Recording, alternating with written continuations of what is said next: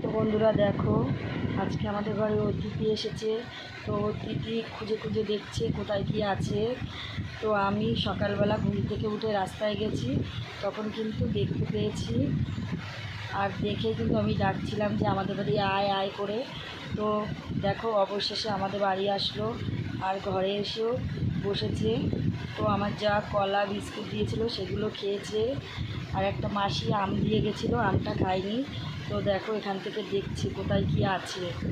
তো আমি কিন্তু বন্ধুরা খুব খুশি যে আজকে আমাদের ঘরে এসেছে। তো দেখো, খুঁজে খুঁজে দেখেছে। ও অনেক লোক দেখতে পেতেও আস্তে আস্তে ঘরের থেকে চলে বাইরে সিঁড়িতে গিয়ে বসেছে। তো দেখো, কাঁঠালটা দেখছে কীভাবে। তো বন্ধুরা, আমি কিন্তু সত্যি বলছি, খুব খুশি। আর ভিডিওটা যদি ভালো লাগে লাইক কমেন্ট শেয়ার করে দিও।